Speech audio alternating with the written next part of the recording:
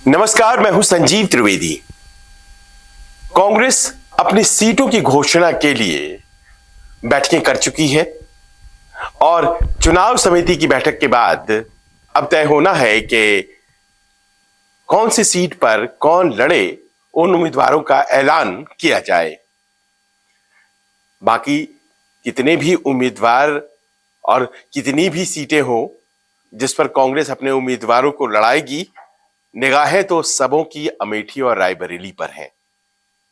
और क्या इस बार वहां से राहुल गांधी लड़ने जा रहे हैं स्मृति ईरानी से?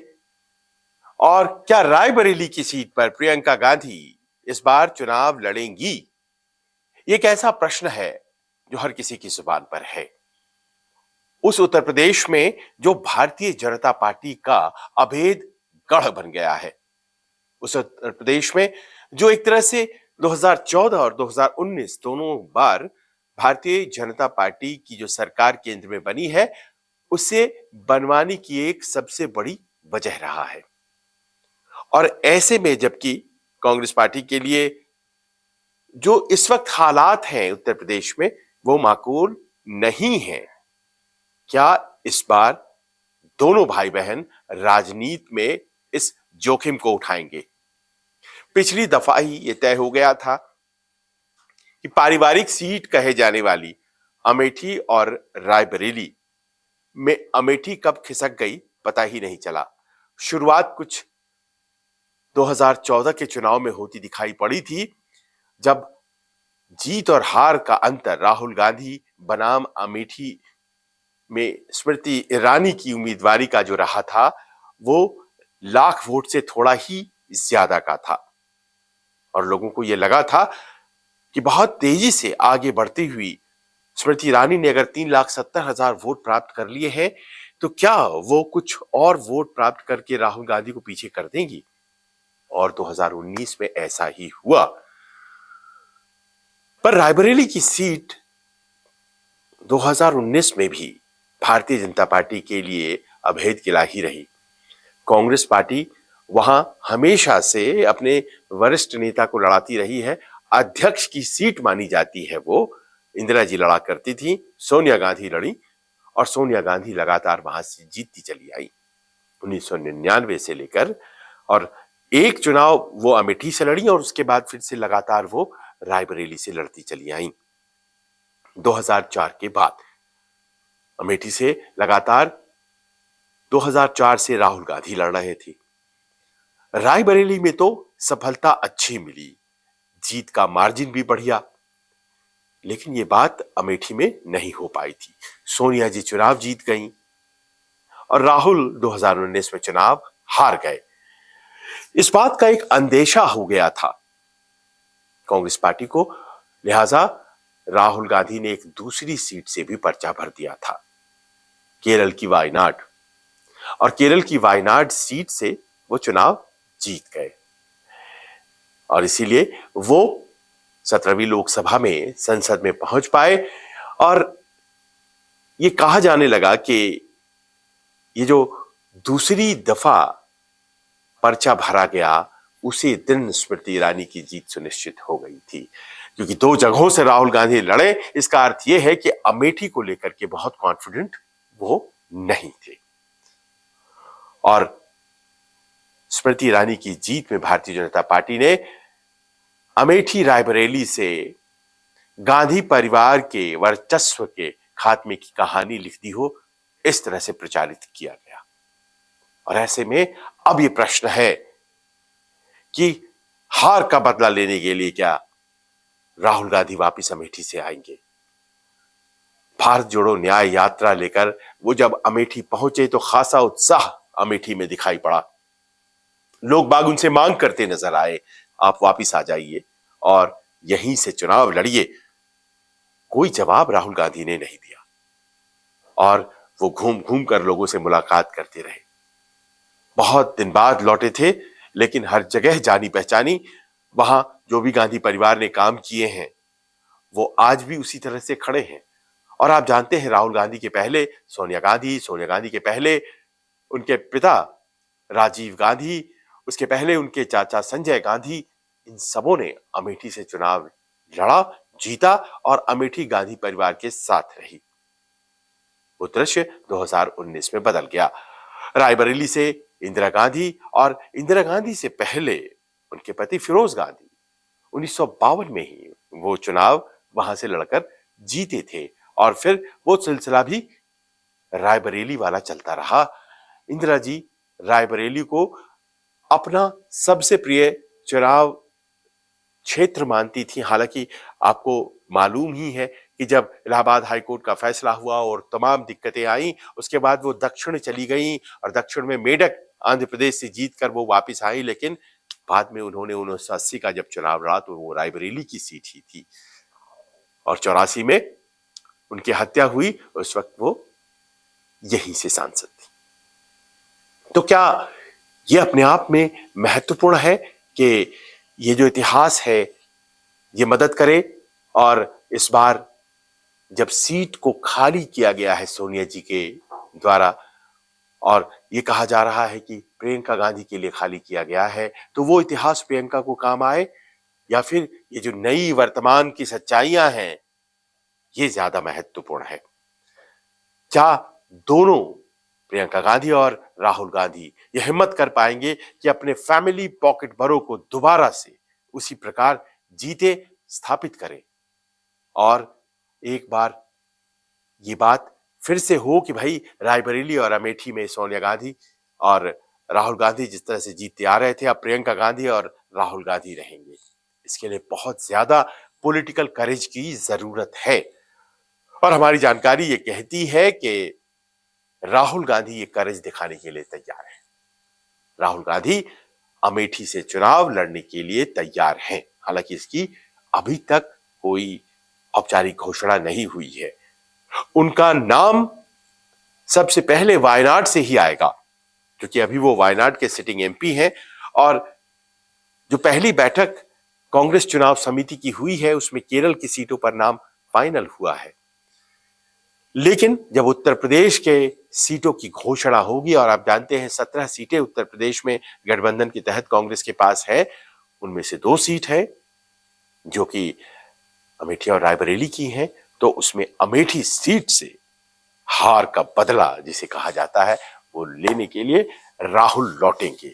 वो वायनाड से भी चुनाव लड़ेंगे और वो एक बार फिर अमेठी से भी चुनाव लड़ेंगे। लेकिन कहा यह जा रहा है कि इस बार वो अमेठी से चुनाव अगर जीतते हैं तो वायनाड की सीट छोड़ देंगे। ये संकल्प है, एक वादा है जो लिया गया है। आप जानते हैं कि वायनाड से जो कांग्रेस पार्टी के सहयोगी पार्टी है सीपीआई, उसके बड़े नेता डी राजा की पत्नी एनी राजा राहुल गांधी के खिलाफ खड़ी हो गई है और सीपीआई वामपंथी संगठन, उनका यह कहना है ये तो बड़ा अजीब है कि पूरे देश में जब लड़ाई भारतीय जनता पार्टी के खिलाफ है तो ये कितना अटपटा लगेगा कि राहुल गांधी वाम दलों के साथ लोकसभा पहुंचने के लिए लड़ते हुए नजर आए। ये लॉजिक समझ में तो आती है कि राहुल गांधी इतना प्रचार भारतीय जनता पार्टी के खिलाफ करते हैं तो भारतीय जनता पार्टी के खिलाफ उन्हें चुनाव भी लड़ना चाहिए। वो वाम दलों के खिलाफ जीतकर कैसे आ सकते हैं? लेकिन एक प्रैक्टिकल जो अंडरस्टैंडिंग होती है पॉलिटिक्स की, इसके तहत तय किया गया है कि वायनाड से भी वो लड़ेंगे, अमेठी से भी वो लड़ेंगे, लेकिन अगर जीत दोनों जगहों से होती है तो फिर वो वायनाड की सीट छोड़ करके अमेठी से सांसद बने रहेंगे। कांग्रेस ने अपने कुछ इंटरनल सर्वे करवाए हैं और उस सर्वे में ये बातें सामने आई है कि इस बार राहुल गांधी की जीत निश्चित है। पिछली दफा करीब 55,000 वोटों से वो पिछड़ गए थे और इस बार शायद वो गैप नहीं रहेगा। पिछली बार न समाजवादी पार्टी ने वहां उम्मीदवार दिया था, न ही बीएसपी ने कोई उम्मीदवार दिया था, बावजूद इसके हार हुई थी। इस बार क्या होने जा रहा है? इस बार क्या उम्मीदवार बीएसपी के द्वारा दिया जाएगा? क्योंकि हर बार जब जब दिया जाता रहा तब तब जीत हुई थी राहुल गांधी की और त्रिकोणीय संघर्ष होता था। उसमें जो खासतौर पर बहुजन समाज पार्टी समर्थक वोट्स हैं वो बहुजन समाज पार्टी को चले जाते थे। लेकिन कहा जाता है कि वो पिछली दफा बीजेपी को चले गए थे। देखना पड़ेगा, लेकिन अभी जो जानकारी है वो यही है कि स्मृति ईरानी के लिए कड़ी टक्कर होने जा रही है और राहुल गांधी वापस अमेठी आकर के चुनाव लड़ने जा रहे हैं। तो बात रायबरेली की भी कर लेते हैं। रायबरेली से क्या प्रियंका चुनाव लड़ेंगी? सोनिया जी ने पिछले दिनों वो सीट खाली कर दी। सिटिंग एमपी सोनिया गांधी थी, लेकिन उन्होंने राज्यसभा का पर्चा भरा और राजस्थान से राज्यसभा की उम्मीदवार बनी और जीतकर अब वो एक राज्यसभा सदस्य के तौर पर हैं। रायबरेली की सीट इस वक्त खाली है और रायबरेली की सीट से कहा यही जा रहा है कि गांधी परिवार का कोई सदस्य अगर लड़ता है तो वो जीतेगा। क्या प्रियंका गांधी लड़ेंगी?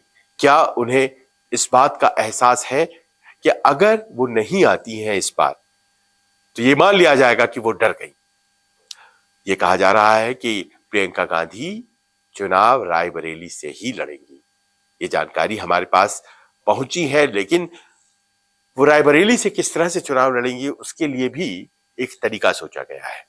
सोचा ये गया है कि प्रियंका गांधी चुनाव लड़ेंगी रायबरेली से, लेकिन एक दक्षिण की सीट से भी लड़ेंगी और वो जो दक्षिण की सीट होगी वो तेलंगाना की कोई सीट होगी। जो पहली सूची बन रही है केंद्रीय चुनाव समिति कांग्रेस की, उसकी बैठक के बाद उसमें तेलंगाना की कुछ सीटों पर भी नाम आने हैं। कहा जा रहा है कि 2 सीटें चयनित हो गई हैं तेलंगाना में, जिस पर प्रियंका गांधी किसी एक से लड़ सकती हैं और ख्वाहिश भी है ये तेलंगाना कांग्रेस की कि प्रियंका गांधी वहां से आकर के चुनाव लड़े। कहा जा रहा है कि पहली सीट होगी खम्मम सीट, जिसे प्रियंका गांधी लड़ सकती हैं, और दूसरी सीट होगी मेडक, जहां से कभी इंदिरा जी भी चुनाव जीतकर आई थी। खम्मम या मेडक से प्रियंका गांधी चुनाव लड़ेंगी, लेकिन साथ ही वो रायबरेली से भी चुनाव लड़ेंगी। रायबरेली और दक्षिण की यानी कि तेलंगाना की सीट से चुनाव दोनों जगहों से उसी प्रकार जिस तरह से राहुल वायनाड से भी लड़ेंगे और अमेठी से भी लड़ेंगे। और इनके मामले में भी अंदर खाने प्लानिंग यही है कि अगर जीत हो जाती है रायबरेली में तो फिर प्रियंका गांधी रायबरेली से ही सांसद रहेंगी और तेलंगाना की जो भी सीट वो जीतती हैं उस पर वो इस्तीफा दे देगी और अमेठी और रायबरेली से दोनों लोग संसद जाएंगे।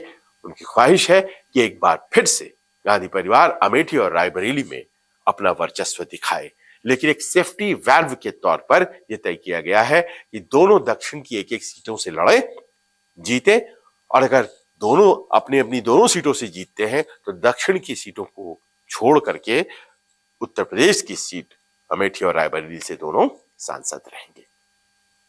अब ये फॉर्मूला लोगों को कितना पसंद आएगा ये तय करेगा।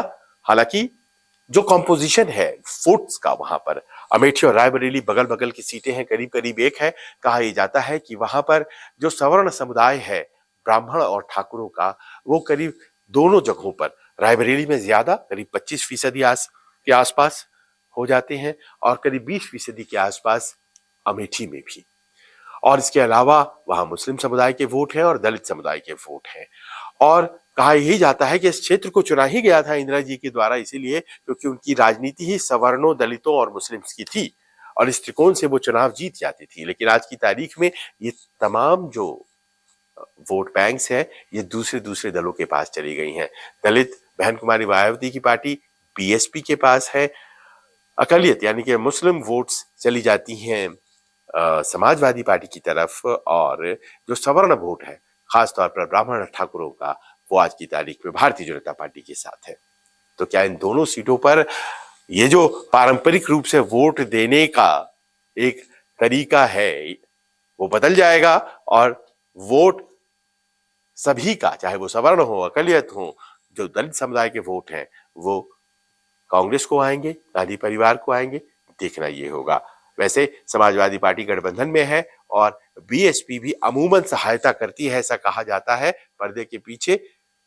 तो फिर सवर्ण वोटों का क्या होगा और क्या वहां पर कोई कड़ी टक्कर देने वाले उम्मीदवार सामने आने वाले हैं? अमेठी में तो आप जानते हैं स्मृति ईरानी है। क्या रायबरेली में भी कोई उम्मीदवार है जो मजबूती से खड़ा होने वाला है? लोग अभी पहचान नहीं कर पाए हैं, लेकिन कहा यह जा रहा है कि मनोज पांडे, जो कि कल तक समाजवादी पार्टी में थे और राज्यसभा के चुनाव में क्रॉसओवर कर गए, मुख्य सचेतक थे वो अखिलेश यादव की पार्टी समाजवादी पार्टी के, वो भारतीय जनता पार्टी से जा मिले हैं। क्षेत्र की ऊंचाहार सीट से विधायक है और संभवतः वही भारतीय जनता पार्टी के प्रत्याशी रायबरेली में प्रियंका गांधी के खिलाफ हो सकते हैं। तो ऐसे में जो मत है ब्राह्मण ठाकुरों के मत, सवर्णों के, वो भारतीय जनता पार्टी के साथ रहते हैं या प्रियंका गांधी के साथ, ये कश्मकश रहेगी। जीत आसान भी नहीं है, लेकिन पारंपरिक रूप से ये पूरा जो क्षेत्र है वो गांधी परिवार के साथ जमकर वोट करते आया है। पिछली दफा भी सोनिया गांधी को 4 लाख से ज्यादा वोट मिली थे, वो जीती थी। पिछली दफा भी हारने के बावजूद राहुल गांधी को 4 लाख से ज्यादा वोट मिले थे, वो हारे थे कुछ 50,000 55,000 मतों से। अब देखना यह है कि एक आस्था इनकी उम्मीदवारी में वो क्षेत्र अगर रखता है तो क्या इस बार वो आस्था रहती है? ऐसे में जबकि चुनौती इस बार और भी ज्यादा कड़ी रहने वाली है। कैसा लगा आपको ये वीडियो? हमें कमेंट्स के जरिए जरूर बताइए। आपके कमेंट्स एक एक पढ़े जाते हैं और उन पर अमल भी किया जाता है।